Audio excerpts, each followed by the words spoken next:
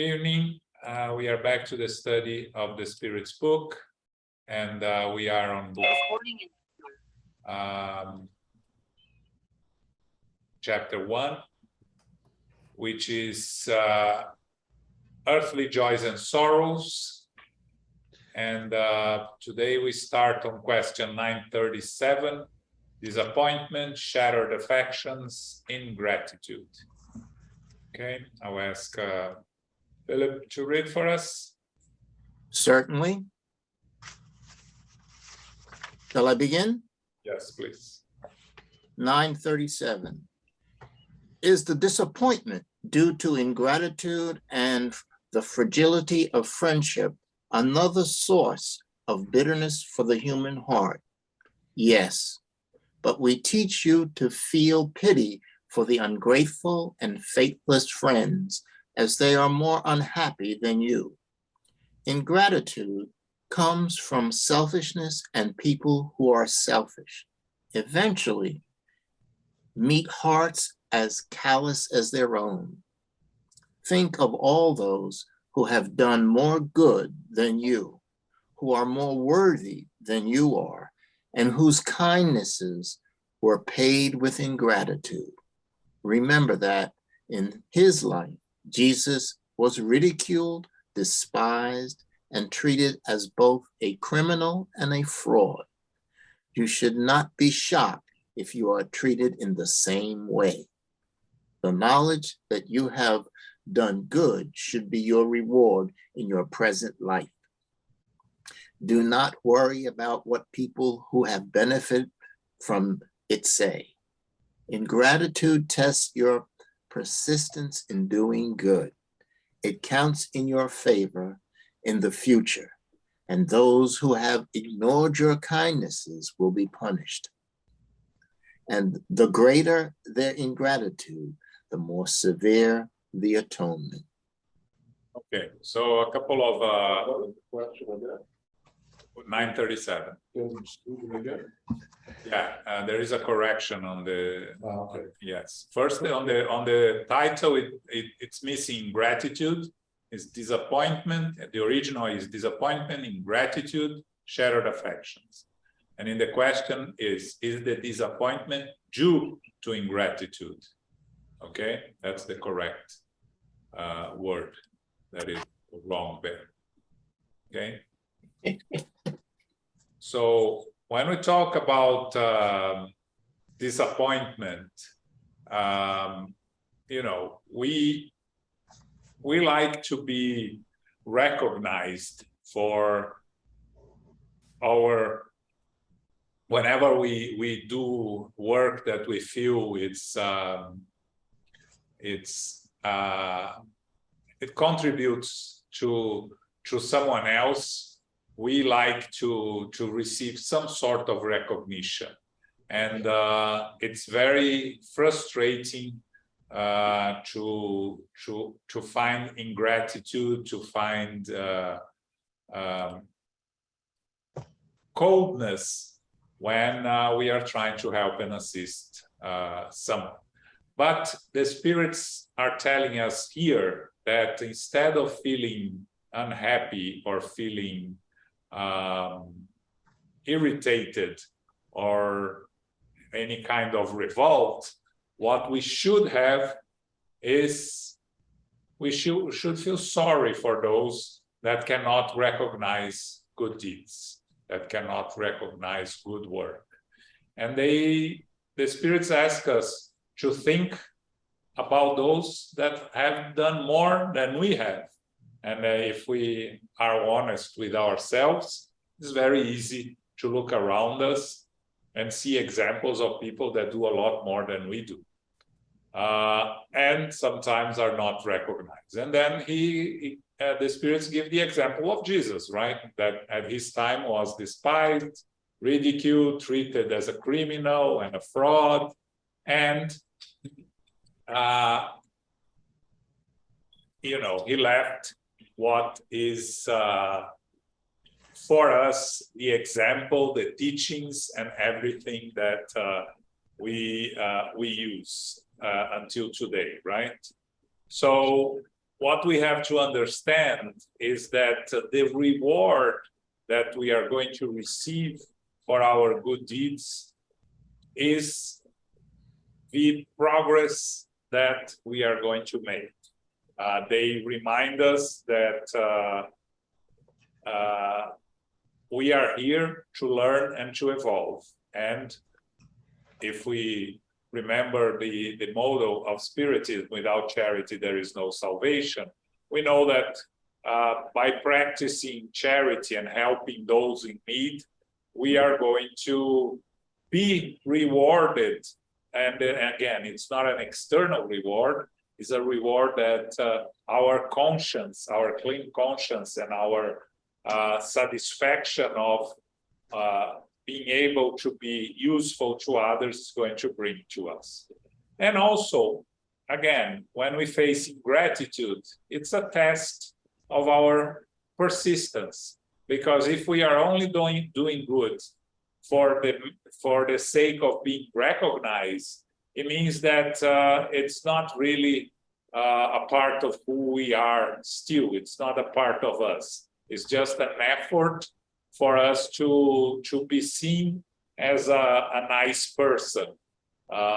So if we really do it out of our good hearts and out of who we really are, we shouldn't expect any recognition, and we shouldn't be frustrated if we don't find any recognition. We just should be satisfied and happy with the work that we do. Remember what Jesus said, do not let your right hand know what your left hand is doing, meaning we shouldn't look for recognition for our good deeds.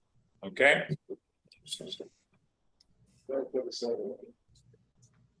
Yeah, I think the spirits by saying yes, they say yes, it is at our level. Okay, then we feel a disappointment for someone who did not recognize what we did.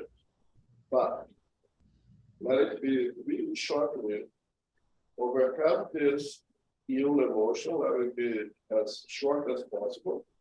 And what the method dedicated is, think of those who have suffered ingratitude a lot more than us, they have done a lot more than us, and of course, the maximum example would be Jesus. And Emmanuel says that happy is the person who says many thanks. The ability to recognize and to be grateful is a source of happiness. So when the Spirit says over here, those who are ungrateful are really unhappy people, that goes along with the opposite saying those who recognize, who says many thanks, tends to be happier than those who cannot. Any comments, questions? Okay.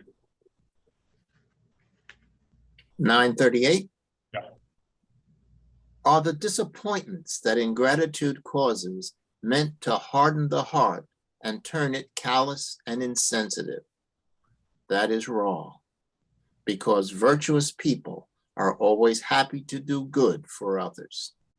They know that if those they have helped do not recognize their kindness in this life, they will in the future one, and they will feel shame and remorse for their ingratitude. However, this knowledge does not prevent them from being hurt by ingratitude in this life. Could this pain lead them to think that they would be happier if they were less sensitive? Yes, if they prefer selfish happiness. Still, this sort of happiness is very pitiful. People must try to understand that the ungrateful friends who desert them are unworthy of their friendship, and that they are mistaken in their thoughts of them. They should no longer regret the loss of these friends. Other friends who are better able to understand the motivation behind their acts of goodwill will take their place. You should pity those from whom you have received poor treatment, which you did not deserve, because they will receive severe retribution. You should not allow yourselves to be upset by their bad behavior. Your ability to remain unaffected by their ill treatment places you above them. Nature has given human beings the need to love and be loved. One of the greatest joys given to them on earth is meeting like-minded hearts. This sympathy gives them a taste of the happiness that awaits them in the world of perfect spirits, where love and kindness reign. This type of happiness is denied to the selfish. So again, how do we react to disappointments, right? Can we become more insensitive? We will become unhappier, feeling hurt. And the spirits again are trying to tell us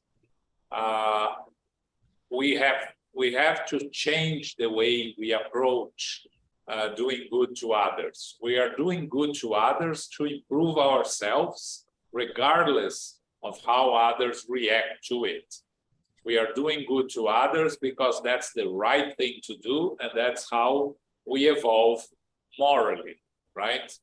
By becoming, transforming the good that we do into a habit on the first stage, and then the habit becomes part of who we are. And that's the work that we have to focus here when we are trying to help and assist those in need. It's never because, it should be never because of them. The way they receive it shouldn't make any difference for us. Again, very easy to say. In reality, we are going to feel something because we are still in perfect spirits that still, like Kardec says here, we need to love and be loved, right? And we like meeting like-minded hearts, as Kardec explains here in the end. So, of course, we would like to receive a warm welcome to our acts of kindness towards others. But again, we cannot and should not expect anything. We should do it out of our learning process of evolving. And for those that react poorly or do not recognize or even reject the help as some sort of a selfish act, it's their own issue, right? Each one has to face the way they behave is going to create consequences for us. So if I'm not recognize the help and assistance that I'm receiving from someone else, it's my problem. It's not the other person, the person who is helping me problem. How I'm going to face the consequences of this acts of these reactions that I may have to acts of kindness it's on me. So we shouldn't feel angry. We shouldn't feel sensitive. We should feel sad that they are still not at the level of recognizing the need of being helped and the merit of the assistance they are receiving. Again, we have to change the way we view acts of kindness. It's on us and for us exclusively. For those that receive, it's their own deal and they have to deal with it. But again, if we find those that recognize, those that are able to engage with us and be be happy with this kind, sincerely happy with kinds of actness, of kindness. Again, they are probably like-minded hearts, and we should embrace them and try to bring them to our circle, right? Because that's good for all those involved. Okay. Okay. Comments, questions? I just want to make a comment. All right. Okay. I have to share this. This is not easy to do. No.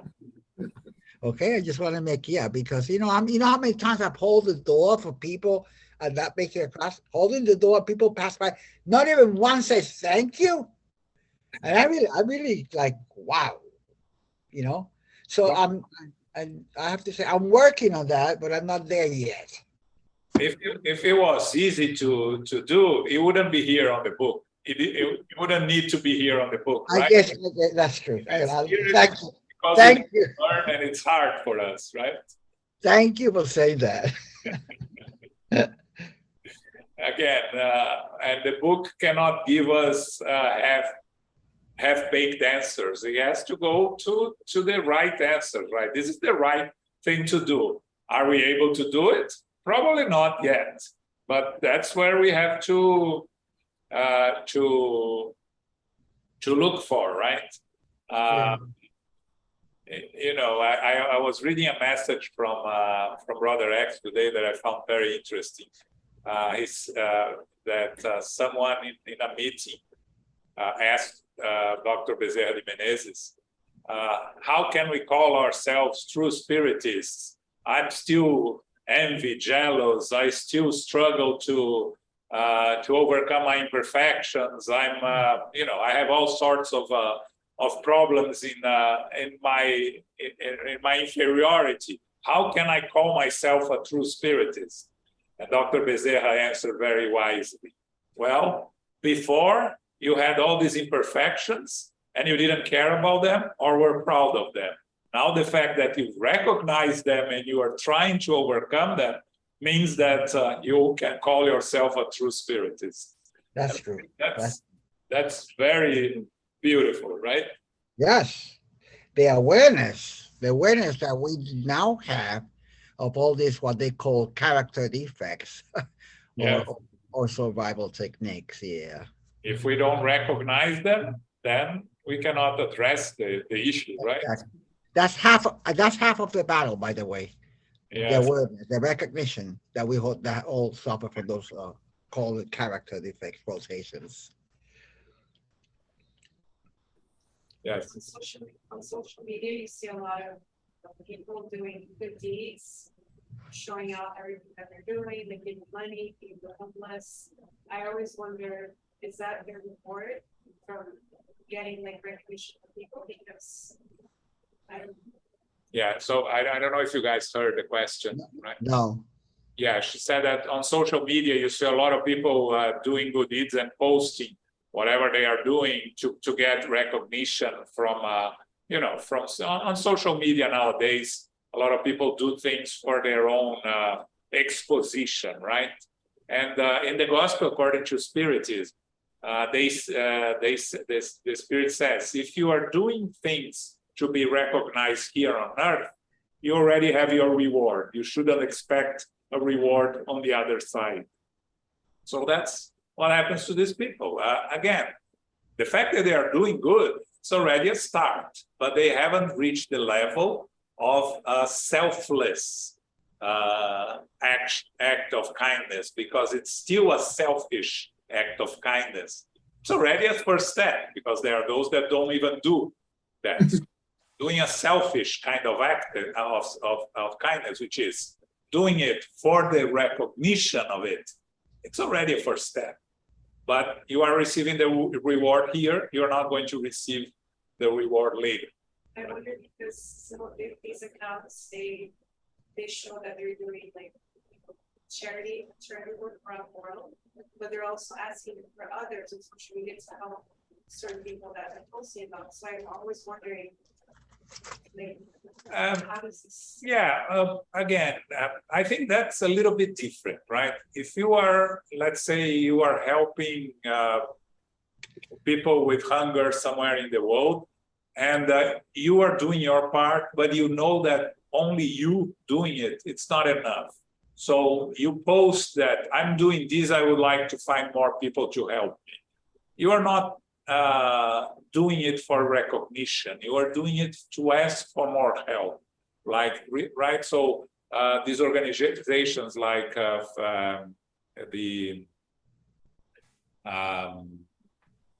these organizations that help the countries in Africa, I forgot the name now, disappeared the name. Frontiers. Without borders? Yes, the one that go. Without borders. Oh, Doctors Without Borders, is that one of them? One organized by the Brazilians. Oh, I'm sorry. Is a good example, right? You have doctors working on it. If these doctors are posting on social media that they are working there and they need more people to work there, there is nothing there that shows that they are showing off the work. They're looking for help. So it's valid, and it's actually it's the opposite. It's praiseworthy that they are doing that because they are trying to get more people for good causes. So it's different than you posting, you know, I donated to this place today, look how good I am. That's the recognition, for immediate recognition that you're looking for. That's different. At the end, it's like sort of individual, very personal. Each one knows exactly why are they doing and what for they're doing. And they have to deal with their own conscience of that. So there is a difference in saying there is this organization that is collecting money to assist the poor people in Africa. I did my part, I gave whatever X amount. I'd like to see more people do the same thing. Now, it's what is my intention? Is to really stimulate others to participate in this project, or I'm just going to show off how much I donated. It's extremely individual. Who knows? Okay. All right. Different subject. Antipathetic relationships. 939.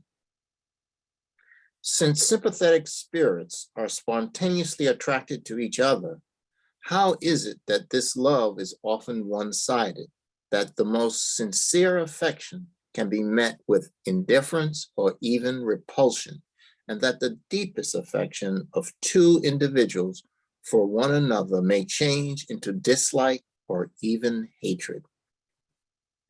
It is an atonement, but only a short-lived one. Moreover, how many individuals believe that they are desperately in love because they judge one another based on appearances only, but when forced to live together, they soon discover that their affection was nothing more than a passing whim. It is not enough to be taken by someone whom you imagine to be endowed with all sorts of quality.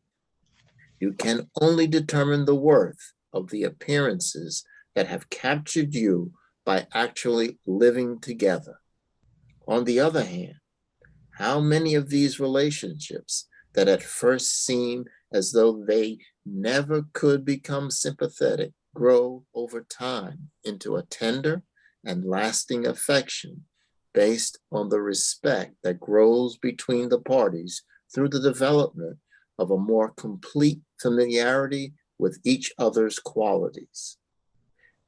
You must not forget that it is the spirit that loves and not the body. And when the illusion of physical attraction dissipates, the spirit sees reality. There are two kinds of affection, that of the body and that of the soul, and they are often mistaken for one another. The affection of the soul, when pure and sympathetic, is lasting, while that of the body is ephemeral. This is why people who think that they are in love eternally often despise one another when the illusion fades away. Okay, so here, when you read the question and the answer, you see that Kardec and the spirits are talking about marriages, right? Mostly relationships that end up in a marriage, right? And when I was reading this, I remember it reminded me of my grandmother. That's when someone started to praise someone else too much, she used to tell them, go and live with them. Because in reality, only when we are living with someone is that we really fully know, have a better chance of knowing the others, right? And also I was thinking about the era that we live today, where most relationships start with the apps, right? With the meeting through the apps, and how fake most people post their qualities on the apps to attract the partner, right? I was watching a series yesterday, and there was this guy that created one of these apps, and he posts two profiles for himself. One profile that everything was true about him, that he wrote everything was true about him, and the other one that he wrote all his tastes was general taste that everybody liked, right? So after 3 days, his true profile had 0 requests, and the one that was a fake one had more than 3,000 requests, right? So, you know, studying Spiritism, we know that our relationships end up being, in most cases, readjustments from previous incarnations, right? Unions based on past knowledge that we had with these people in previous incarnations, that we come together to build something, or we come together, like the majority of cases, to readjust, right? At the time of Kardec, a lot of marriages were still arranged, right? Or were still restricted on classes and on social classes and things like that. So a lot of these marriages ended up being between two people that met each other right before marriage. Or nowadays, we have more opportunities to live together and to be close to one another before making the decision. And still more, around 50% of marriages end up in divorce, right? Because we are still not prepared to live with those that have different opinions, different ways of life. Many times, and of course, many times, like I say here, we judge one another based on appearances, and then when we go live together, we all change, right? The appearances change, the ways of treating each other change, and that's why we end up in the psychiatrist or psychologist places to deal with ourselves and deal with our relationships. That is true. May I make a comment? Sure. Yeah, it is true. Sometimes when we meet people in romantic relationships, we come up with a persona, okay? That we create that persona, showing that persona. But what happens? It's very difficult to maintain that persona for years and years and years. So slowly that persona starts to crumble and the true self comes out. So you end up with two different people at the bed. You understand? And once he or she, the persona projected crumbles, now they're themselves. And now let's see if we can get along. Yeah. That's usually the dynamic that operates. But to start with, if you go to a, let's say, a club, a restaurant, the lights are dim, first of all, okay? Then the lady is very, perfect makeup and perfect hair. The guy with, very kind of, so it's all a script. You understand? So there's nothing real there, but as time goes by, that's too demanding for the person to sustain, and the true self comes out. Yeah, I read somewhere a phrase that I thought it was very interesting, that the couple goes into a marriage hoping that the other will never change, and both always do. Of course. And also quite interesting is that sometimes we project into the other person what we would like ideally in that person. The person doesn't have it, period. But we ascribe those things to her or to him in our own psychology until eventually you're confronted that there's not such a thing. Quite interesting, the dynamic in relationships. But when the Spirit says here, there are two kinds of affection, that of the body and that of the soul, and they are often mistaken for one another. The affection of the soul, when pure and sympathetic, is lasting, while that of the body is ephemeral. So when we find ourselves together with someone that is what we like to call soulmates here, but in the true sense of soulmates, right? That another phrase that I like is not the marriage works not when one is looking at the other, but when both are looking in the same direction, right? Yes. So this is a marriage of the souls, of the eternal spirits, through love that unite them. But in case you are here in a difficult relationship, you may want to try to understand if that's not also, an atonement, readjustment from a previous existence, and that if you are able in this relationship to overcome these differences and find some sort of way of living together, you save yourself problems for the future. Again, we're not saying that you should stay in a relationship that is hurtful and or physically or mentally, because that's not what the Spirit tells us. But if you are in a relationship that you are both struggling, but both are building something, is worth making an effort.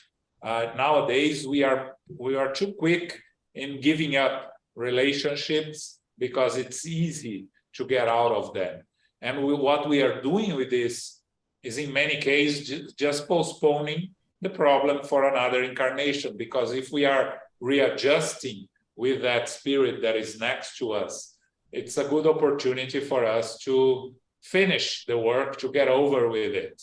And, sometimes you see those couples that live together for many years end up getting separated, but continue to be friends till the end of their lives. These are the type of spirits that had to come together to readjust, made the readjustment, and then they all, because they made the readjustment and they are happy with their situation, they have a good relationship with the other when choosing to follow separate paths, right? So that's a sign of a couple that overcame their difficulties, did what they were supposed to do, and continued their journey.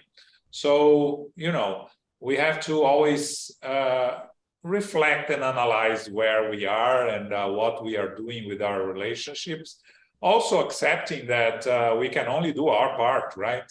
If the other side doesn't want to work, doesn't want to build, wants to get out of it, we cannot prevent the other side from doing what they want. We all have our free will, right?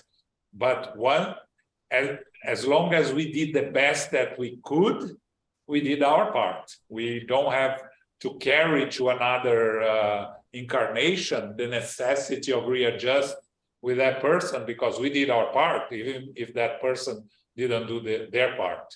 That's also important for us to understand and analyze when we are analyzing our relationship. Okay? Comments, questions? I think there is, for everything in life, there is a range that is considered to be normal. And we live inside that range, then when the range of normal, if you go beyond that, it becomes abnormal in excess. Go below that, it becomes abnormal in lack of it. So it's normal that you have inside of a range of what's considered normal to seek to be attractive, to seek to be appropriately. Now, but of course, there is a range, and some people go beyond that and go outside of that. We're not going to judge a book by its cover, but there are covers that are attractive, that pulls you towards it. That is well made, there are titles that are inviting, that go towards that. But then you open the book, so the cover is wonderful, but the book itself, it's not working. So you put it back and let it out on fire, right? So it is absolutely, we have to be careful not to condemn and not to ostracize beauty and those who try to be attractive, because it's normal and it's good. Emmanuel will speak about the beauty, that God is all about even us things that are beautiful. But of course, we're going to open that book and see if it's ordered or not. We're not going to do it just by the cover. Okay.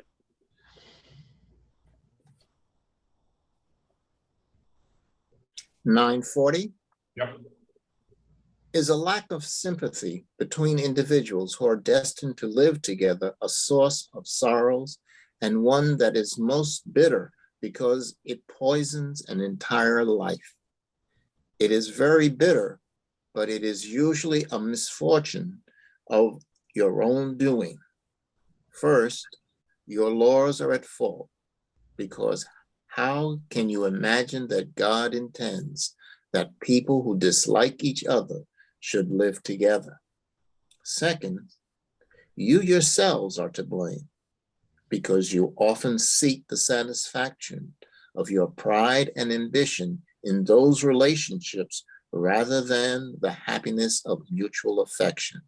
In such cases, you undergo the natural consequences of your folly. But in such cases, is there generally an innocent victim? Yes, one for whom it is a heavy atonement, but the accountability for such unhappiness falls upon the individual who caused it. If the light of truth reaches the victim's soul, faith in the future provides consolation. The causes of these private troubles disappear as your prejudgments are dispelled. Yeah, we can see by the question that Kardec is clearly talking about marriage according to the Catholic Church, right? At that time, where, and until today, right, you cannot divorce, you cannot separate. Catholic Church do not accept divorce. It is at the time of Kardec, it was the church ruled the marriages in France and in many other countries. And many of these marriages, again, were arranged, and that were arranged according to the interests of the both families, right? So you ended up many times with a marriage where both or one of them was unhappy. And the spirits first, they are very clear here. How can we imagine that God intends that people who dislike each other should live together? So the spirits are telling us here, there is nothing preventing a couple that is unhappy to separate. You know, if it was not God that put them together, there's nothing that should keep them together if they don't want to, like it says in the gospel, right? But of course, it's not only on external factors. We are also responsible for the problems in relationship, because if we are trying to seek our pride and ambition, so in the case of marrying someone that we can exhibit that we have achieved something by marrying someone rich or someone beautiful or someone famous, right? And then finding unhappiness, we have only ourselves to blame, because we were looking for something instead of looking for true love in the pure sense of love. We're looking for something to fulfill our pride, right? And then the Kardec asks, but isn't in such cases generally one is the innocent victim? And the Spirit says, yes, for those that are forced into marriage and are unhappy marriage at that time, again, that couldn't get out of it, or it was very difficult to get out of it, because a woman at that time, if she decided to leave a marriage, she would have no way of sustaining herself or surviving, right? And you can see the movies that talk about marriages or relationships in the 19th century, right? I was thinking of, for instance, the famous book Little Woman, right? That they made a movie. It talks a lot about the unhappiness and the young girls being forced to marry or choosing to marry because it was to save the family, to find wealthy husbands. And again, many cases there is an innocent victim. Could be the husband or the wife, the innocent victim. The one responsible for causing the unhappiness is the one that is going to face the consequences. But when we understand our roles as eternal spirits, and we look at our lives beyond the present life and the necessity of overcoming the challenges that we are facing, we may find some source of consolation, of hope in difficult relationships. This applies, of course, to what we live today. There are many places in the world where still have arranged marriages. In India, a lot of marriages are still arranged. In the ultra-Orthodox Jews, marriages are always arranged. So, it's not a habit that has ended. And a lot of people that look to find partners that fulfill their pride and ambition, it's also still very common. So, we end up creating our own issues. Okay. Right? Questions, comments? Okay, now we change completely. Fear of death. 941. Yeah. The fear of death perplexes many. Where does this fear come from in people if they have before them the whole future? This fear is misplaced, but what do you expect? People have been thoroughly brainwashed since childhood to believe in heaven and hell, and who have retained this belief, along with the notion that most likely they will go to the latter, because whatever belongs to human life is a mortal sin for the soul, are understandably fearful. However, most people who are indoctrinated at an early age manage to throw it aside when they grow up, i.e., if they are capable of forming a little judgment, they become atheists or materialists because they are unable to accept it. Thus, the natural effect, though unintentional, of such teaching is to make people believe that there is nothing beyond this present life. People who persist in their mistaken childhood beliefs fear eternal fire that burns without destroying, Death should not instill fear in virtuous persons because, with faith, they have the certainty of a future life. Hope leads them to expect a better life than the present one, and charity, which has guided their actions, gives them the assurance that they will not encounter anyone that they may have reason to dread in the spiritual world. Materialistic people, more attracted by physical life than by the spiritual one, only know material pains and pleasures. The only happiness they feel is in fleeting satisfaction of desires. Their minds, constantly occupied with the difficulties of the present life and painfully affected by them, are tortured with perpetual anxiety. For such individuals, the thought of death is terrifying because of doubts about the future and because they have to leave all their feelings and hopes behind when they leave Earth. Spiritually minded people who have raised themselves above the artificial wants created by the passions experience a joy that is unknown to the carnally minded, even in this lower life. The moderation of their desires calms their spirits and gives them serenity. Happy in the good they do, life has no disappointments for them, and its upsets glide over their consciousness lightly, without leaving any painful impression. Okay, fear of death.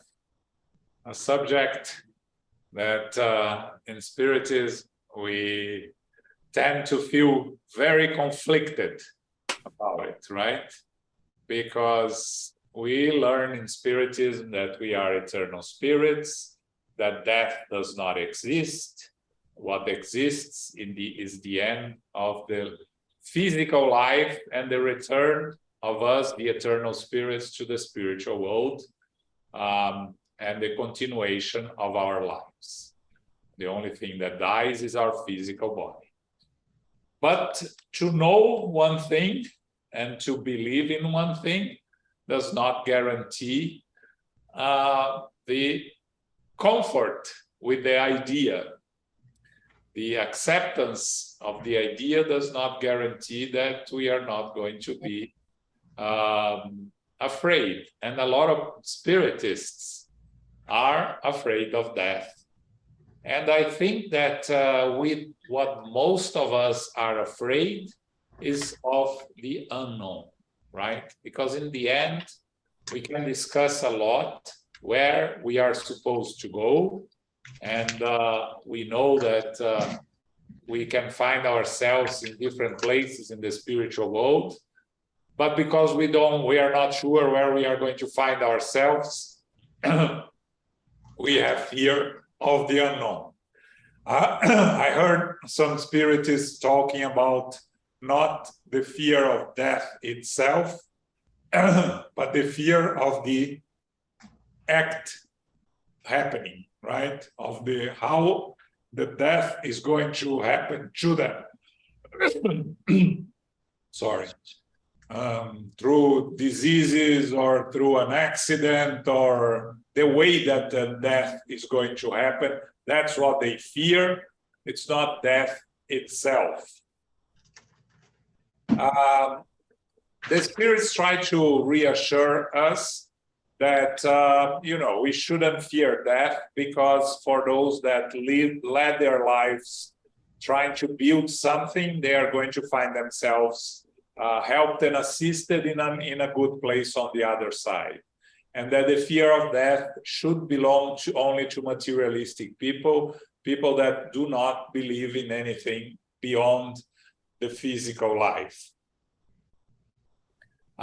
They talk here about three words that are in italic, right? Faith, hope, and charity, which lead us to better life, guarantees us to find ourselves in a good place in the spiritual world, nothing to dread about it.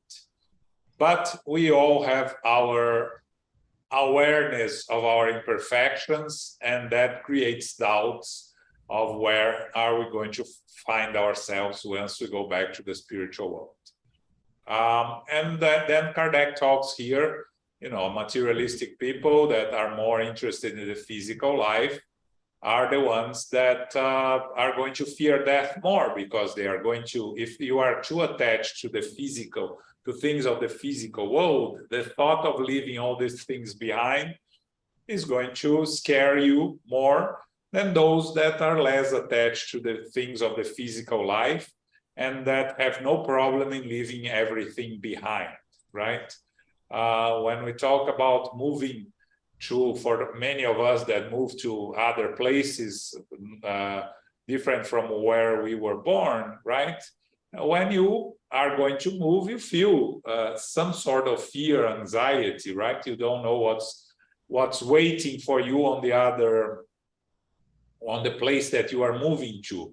When you talk about the spiritual world, which is not a place that you can do all sorts of research, but it's not like the research of a place that you are moving here in the physical world, that you can find photos, you can find information, you can talk to people. The life in the spiritual world is, according to Spiritism, very well described in many of the Spiritist books, but still doesn't guarantee us to where we're going to find ourselves.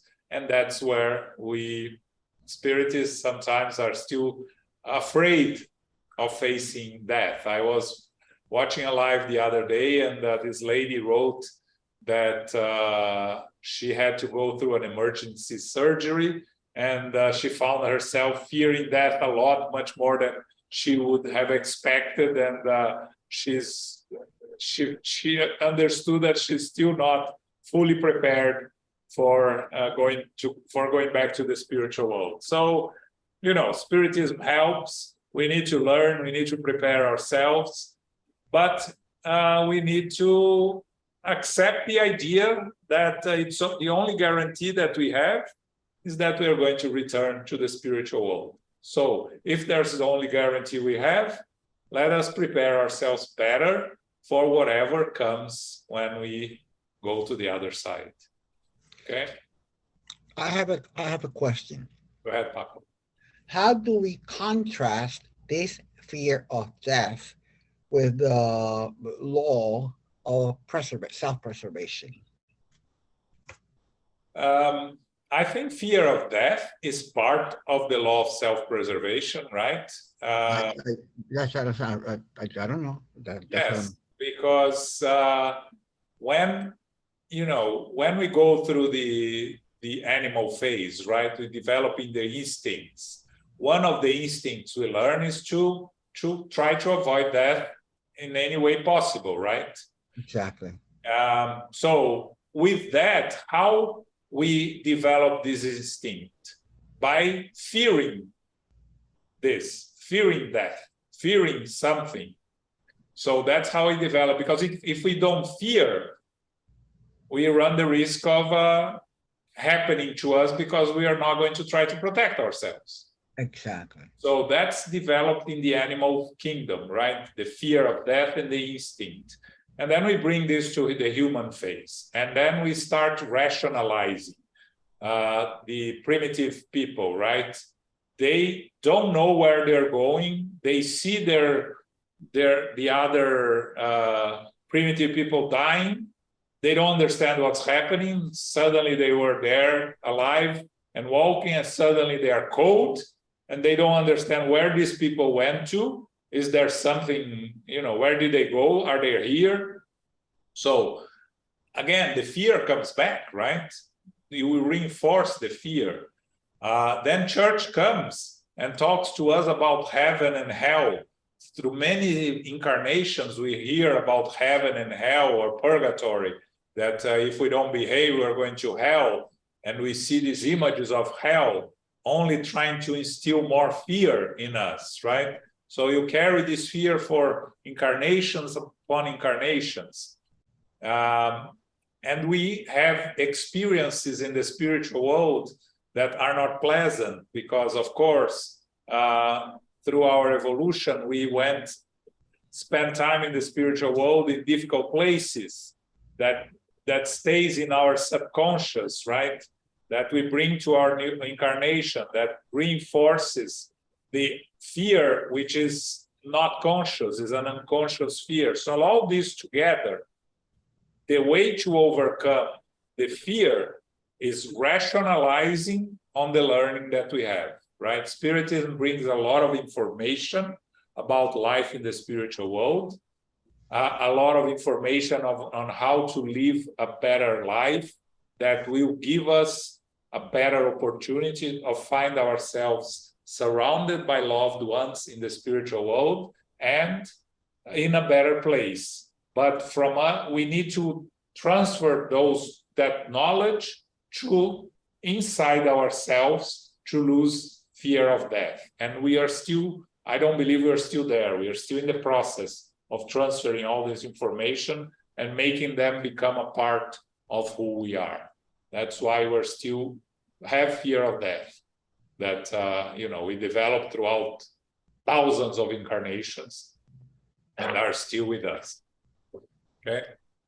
I agree that survival skills distinct for survivors part of the so-called fear that in many occasions not even a fear in itself, is just this instinct for survival that is there with us since in our experience in the vegetable world. It's there, even a bacterium has instinct for survival. So it's part of our existence since from the beginning.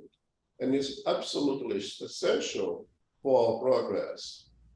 If you did not have any fear of death, any little event will just die, no problem. So it is essential development of the sciences, development of medicine and of the pharmacology and everything else, to allow us to be here as long as possible, to have as much time here to progress, because we can progress everywhere, but the application of our progress for the test of our true progress only happens here in the physical. So we have it now, and I think it's going to be part of humanity for as human spirits for as long as we exist. Now, the spirits puts over here that there is fear. There is those who have a heavy conscience. There is a fear for those who are purely materialistic. And after the death of the physical body, there is nothing. Who wants to become nothing? Of course, no one is going to nothingness. And for those who have conscious or unconscious, a very guilty conscience and kind of afraid of who are going to meet out there, who is waiting for me over there. Those have a true fear. But I think most people have this instinct to stay here as long as possible. Yes, thanks so much. Anyone else? We are out of time. We still have one question on this fear of death. We come back next week. Good one, suicide. That's a good one. And then we are going to talk about suicide, which is a long subject and always a difficult one. It's the last subject on this chapter 1, and then chapter 2, which is future joys and sorrows that we should start soon. Okay. So for this weekend, on Saturday, we have the lecture by the United States Spiritist Federation is by Marcelo Neto, the president of the Florida Spiritist Federation. And it's titled God Within Us, that he's going to bring the concepts of God, that God is a part of all of us, according to what we learn in Spiritism. And on Sunday, which is the 5th Sunday of the month, I'm going to give a talk on this book here that you can see. I don't see it. Nope. Right? No, it's called Light Ahead. There you go. It's called Light Ahead. It's chapters 51 to 54, and the title of the talk is Roles and Responsibilities Within Spiritist Center. So we are going to talk basically about those spiritists and the different roles and responsibilities that one should or want to have or do not want to have in spiritist centers. It's based on 4 chapters of this book, and it's going to be, I have a PowerPoint presentation, but I want to make it more of a conversation like we do our classes, because I think it's helpful to everyone. So you're all invited Sunday, 11 a.m. through our regular Zoom meeting, okay? And Carol, can you do our final prayer? Sure. Thank you very much, John. And thank you also, Elmo, and everyone who has participated. Philip, thank you for reading. Thank you. You're welcome. Infinite Creator, Supreme Intelligence, all goodness, all grace, we are grateful to be together for our studies of the Spirit's Book, Chapter 1, Earthly Joys and Sorrows. Doing good is an important virtue, especially when expressed with humility, selflessness, and not working toward or for recognition or merit. We need to change our view regarding acts of kindness. May we do good for the sake of doing goodness. We are all progressing as we develop our moral and enlightened qualities.